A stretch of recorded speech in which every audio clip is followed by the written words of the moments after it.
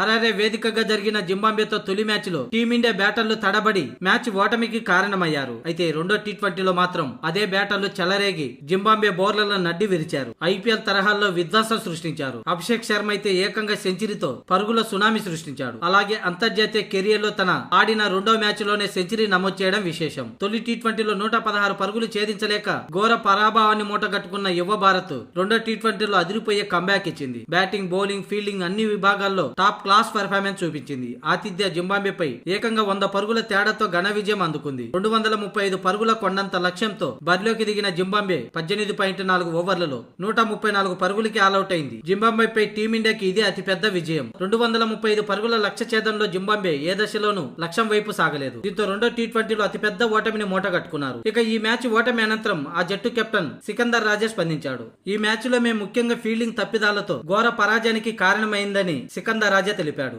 ఈ వికెట్ పై 200 పరుగుల లక్ష్యాన్ని మేము ముందే ఊహించాం. కానీ మేము అదనంగా 30 పరుగులు ఇచ్చాం. వరల్డ్ ఛాంపియన్స్ లాగానే ఆడారు. అయితే మేము క్యాచ్లు నేలపాలు చేయటం మా ఓటమిని శాసించిందని సికందర్ రాజా తెలిపాడు. ఆరంభంలో అభిషేక్ శర్మ అవుట్ అయ్యే అవకాశాన్ని చేజేతులారా నాశనం చేసుకున్నాం. అతని క్యాచ్ పట్టి ఉంటే మ్యాచ్ మరోలా ఉండేదని, అప్పుడు భారత్ మరో 30 పరుగులు తక్కువ చేసి ఉండేది. ఈ వికెట్ పై 200 పరుగులంటే చేజింగ్ చేసే అవకాశం ఉంటుంది. కానీ అదనంగా 30 పరుగుల వల్ల ఓడిపోవాల్సి వచ్చిందని సికందర్ రాజా తెలిపాడు.